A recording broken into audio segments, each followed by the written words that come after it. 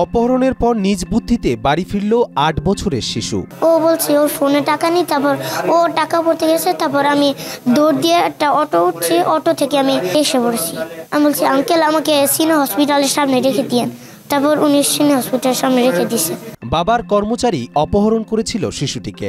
আমি মাদ্রাসা কোরআন শরীফ পড়তেছিলাম, তারপর ও এসে বলছে যে তোমার আব্বু বলছে তোমার ডাক্তার দেখাতে। তারপর আমি বলছি হুজুরকে বলছি, তারপর হুজুর বলছে আচ্ছা যাও। গাজীপুরের ৮ বছর বয়সী মাদ্রাসা শিক্ষার্থী শিশু শ্রেষ্ঠ হাসান আরব। অপহরণের পর থেকেই তোলপাড় শুরু হয়ে যায় চারদিকে। পুলিশ তাকে খুঁজে বের করার আগেই নিজ বুদ্ধিতে চলে আসেন বাড়িতে। সেখান থেকেই অপহরণকারীকে ধরিয়ে দিতে বাবার সাথে আসেন থানায়।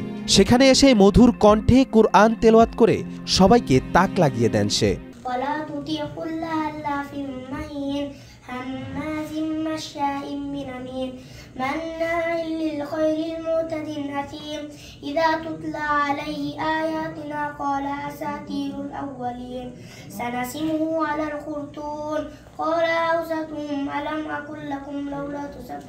শিক্ষা প্রতিষ্ঠান থেকে শিশু শ্রেষ্ঠকে অপহরণ করে তার বাবার কর্মচারী নাইম হোসেন।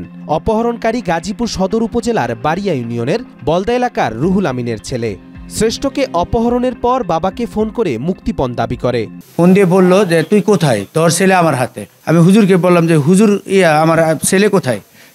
হুজুর বলল যে আরব তো একজনের সাথে বাইরে গেছে। পরে আমি তাৎক্ষণিক মাথায় হাত দিয়া আমি ওখানে চিৎকার মারলাম যে আমার ছেলেরই নিয়ে গেছে। এদিকে মাদ্রাসা শিক্ষককে বলা হয়েছিল শ্রেষ্ঠকে ডাক্তারের কাছে নিয়ে যেতে চায় বাবা, এই জন্যই তাকে পাঠানো হয়েছে। শ্রেষ্ঠর শিক্ষক তাকে সরল মনে বিশ্বাস করে এবং তার সঙ্গে যেতে দেয়। তারপর ঘটে যায় এই ঘটনা। হুজুর ভাই আসছে, বাবা পাঠাইছে ওই ডাক্তার দেখাবে, আমার পেটে জানি কি হয়েছে।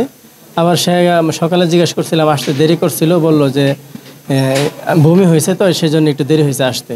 আমি বললাম যে ভাবলাম যে মনে হয় ডাক্তার দেখাবে, এই জন্য আমি তার পেটে হাত দিয়ে দেখলাম একটু শক্ত শক্ত লাগে, সেই জন্য আমি পরে ছুটি দিয়ে দিলাম। বাড়ি ফিরে বাবার সাথে থানায় এসে অপহরণকারীর বর্ণনা দেন শ্রেষ্ঠ। এরপর ১১ ফেব্রুয়ারি বিকেলে গাজীপুর সদর উপজেলার বাড়িয়া ইউনিয়নের কালনি চৌরাস্তা এলাকায় অভিযান চালিয়ে গ্রেপ্তার করা হয় অপহরণকারী নাইমকে। আমরা বিভিন্ন মোবাইল লোকেশন এবং আমাদের যে ম্যানুয়াল সোর্স আছে, বিভিন্ন সোর্সকে কাজে লাগিয়ে ভিকটিমের বাবা বাদী হয়ে মামলা করতেছেন। আমরা মামলা করবো, আসামি অ্যারেস্ট আছে।